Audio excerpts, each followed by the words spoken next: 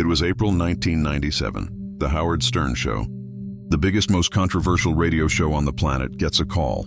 The caller identifies himself only as Clay. And what he says over the next few minutes would become one of the most chilling and debated moments in the show's history.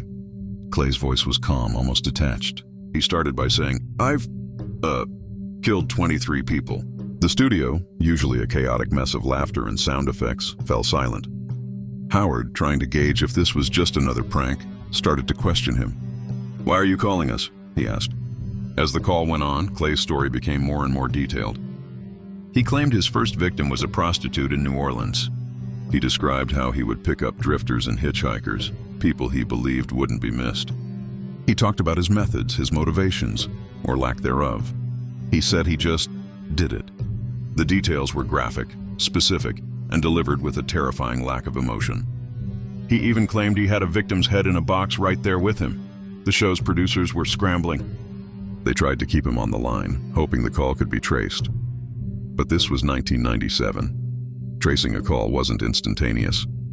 Clay seemed to know this, mentioning he was calling from a payphone and wouldn't stay on long. After about 10 minutes of this bone-chilling confession, he simply said, I gotta go, and hung up. The aftermath was immediate. The FBI got involved. The tapes were analyzed. The public was horrified and fascinated. But this brings us to the big question. Did they ever find out who it was? The short, frustrating answer is no. Despite the FBI investigation and endless internet sleuthing over the decades, the identity of Clay remains a complete mystery. Which leads to the second, even darker question. Was any of it true? Is there any evidence to prove his claims?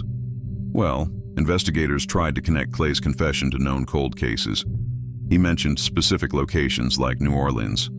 He talked about a victim in Florida, but his details were just vague enough that they couldn't be definitively linked to any single unsolved crime.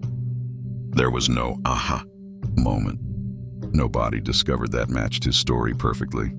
Some believe he was a real serial killer, using the biggest stage he could find to confess, knowing he'd remain anonymous. Others think it was an incredibly elaborate and well-acted hoax, a prankster who did his research on criminal psychology to create the ultimate radio prank. To this day, the Clay call is a ghost story for the modern age. It's a perfect unsolved mystery.